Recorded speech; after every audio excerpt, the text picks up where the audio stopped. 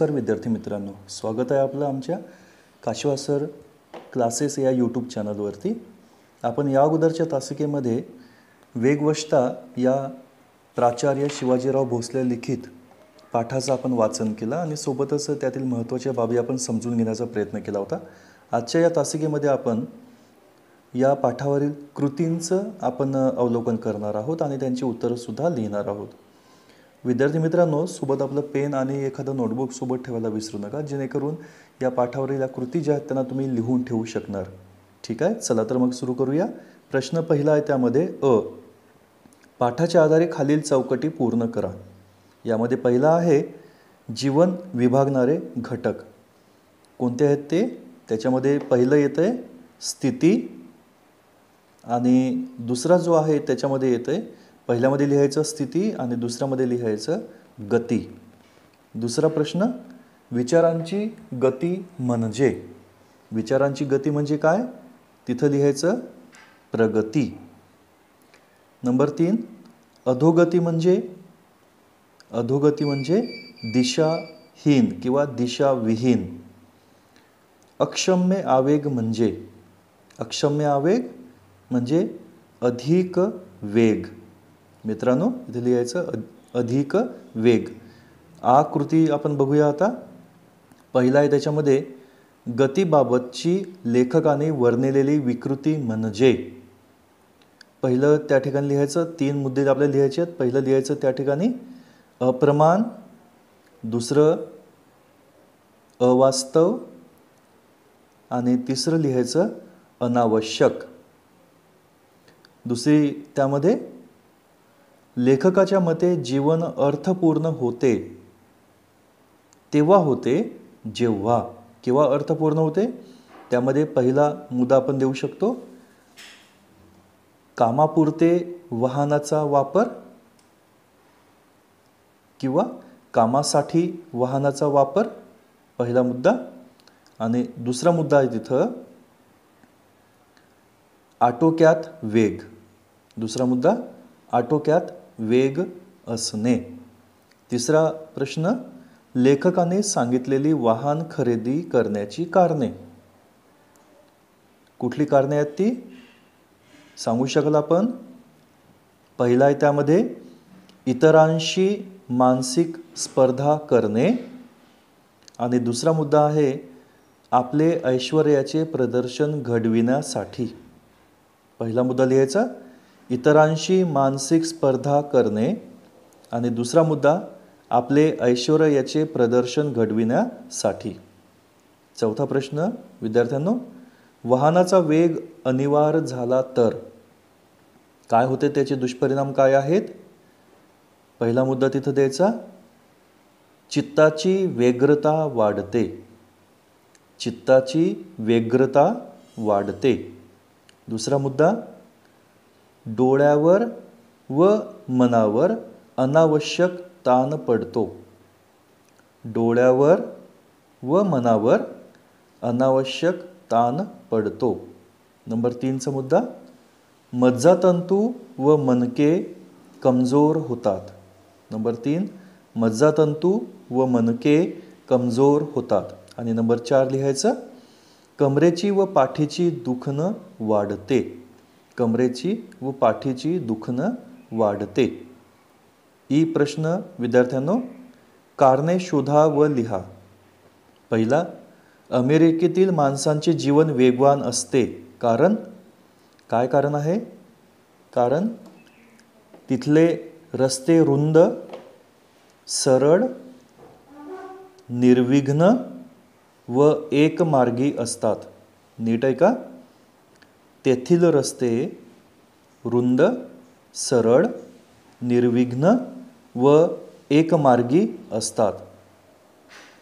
दूर अंतरावरच्या गोष्टींशी जवळीकता साधण्यासाठी दूरवर जावे लागते, दूर अंतरावरच्या गोष्टींशी जवळीकता साधण्यासाठी दूरवर जावे लागते।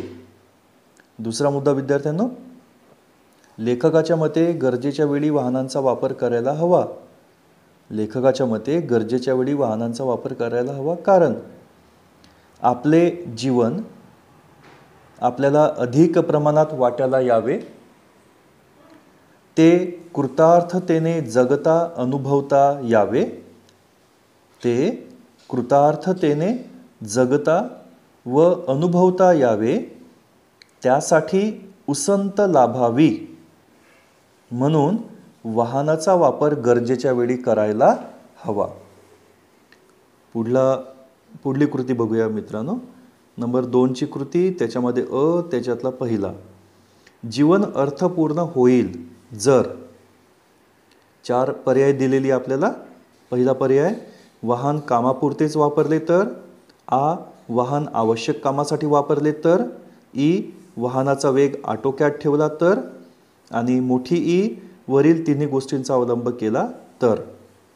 यापैकी योग्य पर्याय कुठला? तो वरील तिन्ही गोष्टींचा अवलंब केला तर. नंतर दुसरं, निसर्गविरोधी वर्तन नसणे म्हणजे. पर्याय वाचतोय, स्वतःला वाहनाशी सतत जखडून ठेवणे. आ, वाहनाचा अतिवेग अंगीकारणे. ई, तातडीचा भाग म्हणून कधीतरी वाहन वापरणे. आणि मोठी ई, गरज नसताना वाहन वापरणे. याच्यातला योग्य पर्याय कुठला? तो ई पर्याय, तातडीचा भाग म्हणून कधीतरी वाहन वापरणे. पुढील कृती करूया. आ, वाहन वापरातील फरक स्पष्ट करा. अमेरिका.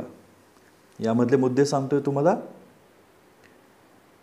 घरोघरी, इथे पहिल्या बाजूला लिहायचं अमेरिकेच्या बाजूला. तिथले 4 मुद्दे सुरुवातीला सांगतोय. इथं लिहायचं, पहिला मुद्दा लिहायचा इथे, घरोघरी आणि दरडोई वाहन उपलब्ध असतात. घरोघरी आणि दरडोई वाहन उपलब्ध असतात. पुढलं, रस्ते रुंद, सरळ, निर्विघ्न आणि एकमार्गी असतात.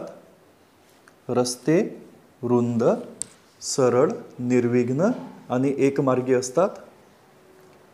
नंबर 3, घर, कार्यालये, बाजारपेठा यात कमीत कमी 100 मैलाचे अंतर असते.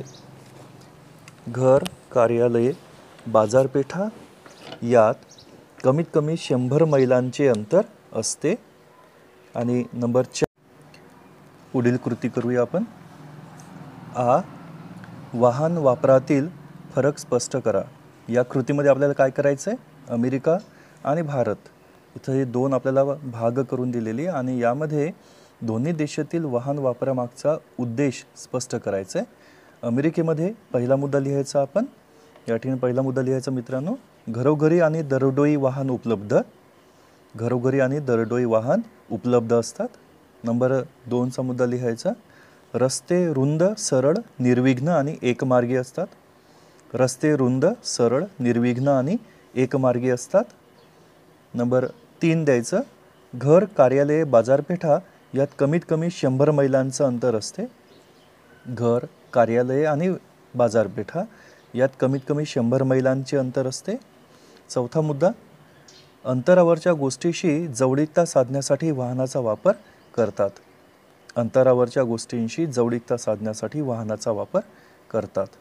यानंतर भारत, यामध्ये पहिला मुद्दा द्यायचा, आपल्याकडे अंतर कमी, माणसे खूप आणि कामे कमी तरीही वाहनाचा वापर होतो. आपल्याकडे अंतर कमी, माणसे खूप आणि कामे कमी तरीही वाहनाचा वापर केला जातो. नंबर 2चा मुद्दा द्यायचा, मुंबईसारखी विस्तीर्ण नगर गाड्यांनी सांधलेली असतात. मुंबईसारखी विस्तीर्ण शहरे ही लोकल गाड्यांनी, रेल्वेनी जोडलेली असतात, त्याची उपनगरीय भाग. नंबर 3चा मुद्दा द्यायचा, जीवनाची टोके सहज सांधता येतात परंतु त्वरा केली पाहिजे. आपण थोडीशी काही केली पाहिजे निघायसाठी. वेळेच्या आधी निघालं तर आपण लवकर पोहोचू शकू, म्हणून असा मुद्दा इथे मांडलेला आहे. जीवनाची टोके सहज साधता येतात परंतु त्वरा केली पाहिजे. चौथा मुद्दा मित्रांनो, इतरांशी मानसिक स्पर्धा व ऐश्वर्याचे प्रदर्शन घडवण्यासाठी वाहनाचा वापर होतो. इतरांशी मानसिक स्पर्धा व ऐश्वर्याचे प्रदर्शन घडवण्यासाठी वाहनाचा वापर होतो. आता इथं पुढला तिसरी कृती जी आहे ती आहे, खालील वाक्यांचा अर्थ साधारण स्पष्ट करा. यथाप्रमाण गती ही गरज आहे पण अप्रमाण, अवास्तव आणि अनावश्यक गती ही एक विकृती आहे. या वाक्यामध्ये आपल्याला या वाक्याचा अर्थ स्पष्ट करताना आपण असं म्हणू शकतो की जर योग्य कारणासाठी आपण गती जर वाढविली, अमेरिकेसारख्या देशामध्ये जो प्रकार होतो तर ते योग्य आहे, परंतु कारण नसताना अवास्तव आणि अनावश्यक गती वाढविली तर ती एक विकृती ठरते, ती एक मनोविकार तो ठरतो. इतरांना केवळ दाखविण्यासाठी म्हणून अशा वेगाचा जर आपण आधार घेत असू तर ते अत्यंत चुकीचं आहे. इथं असं लेखकाला सांगायचं आहे.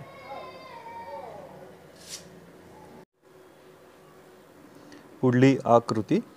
आरंभी माणसे वाहनांवर स्वार होतात, मग वाहने माणसांवर स्वार होतात. या ठिकाणी एक नैसर्गिक प्रवृत्ती सांगण्याचा प्रयत्न केलेला आहे की माणसे आपल्या छोट्या छोट्या कामांच्या करिता वाहनांचा वापर करतात, म्हणून ती वाहनांवर स्वार होतात असं म्हटलेलं आहे. परंतु पुढे ती माणसे त्या वाहनांच्या अधीन होतात, केवळ आपल्या ऐश्वर्याचे प्रदर्शन व केवळ अनावश्यक कारणांसाठी ती वाहनांचा वापर करायला लागतात आणि त्यामुळे ती वाहने जणू त्या माणसांच्या मनावरती ती स्वार होतात आणि म्हणून ती माणसांवर स्वार होतात असं म्हटलेलं आहे. इथं एक प्रकारे लेखकानं माणसांची जी एक विकृती आहे त्या विकृतीवरती बोट ठेवलेलं आहे. त्यांना सांगायचं आहे की माणसे वाहनांवर स्वार होतात म्हणजे की माणसे वाहनांच्या अतिशय आहारी जातात आणि त्यानुसारच ती त्यांचा वापर करायला लागतात. पुढला मुद्दा. उगाच भावविवश होऊन वेगवश होऊ नये. केवळ भावनेच्या आहारी जाऊन वेग वाढविणे हे सुद्धा अत्यंत चुकीचं आणि दुसऱ्यांना केवळ त्यांच्या पुढं जाणे किंवा त्यांना मागे घालणे आपल्या अशा कामांसाठी वगैरे वेग वाढविला जातो आणि अशा वेगाच्या आवेशमध्ये येऊन चुकीचं पाऊल उचललं जातं. त्यामुळे त्याने आपण भावविवश होऊन वेगवश होऊ नये असं लेखकाचं म्हणणं आहे. व्याकरणकृती बघूया. पहिला आहे समानार्थी शब्द लिहा. पहिला आहे निकड. निकड म्हणजे गरज, आवश्यकता. दुसरा उचित. उचितचा अर्थ योग्य. उसंत, सवड किंवा वेळ असणे. आणि व्यग्र होणे. व्यग्र म्हणजे व्यस्त होणे, कामामध्ये व्यस्त होणे असं आपण त्याला म्हणू शकू. पुढे खालील सामासिक शब्दांचा विग्रह करून समास ओळखा. समास या विषयावरती मी एक स्वतंत्र व्हिडिओ बनवणार आहे विद्यार्थ्यांना, त्यामुळे सध्या आपण जे पूर्वज्ञान आहे त्या आधारावरती याचा आपण एक समास विग्रह करूया. ताण तणाव याचा आहे ताण तणाव व इतर द्वंद्व समास. ठीक आहे. इतरेतर द्वंद्व समास असंही म्हणतो आपण त्याला. नंतर दरडोई. दरडोईचं प्रतिव्यक्ती अव्ययी भाव समास. यथाप्रमाण. यथाप्रमाण आवश्यकतेप्रमाणे याचा सुद्धा अव्ययी भाव समास. आणि चौथा आहे जीवनशैली.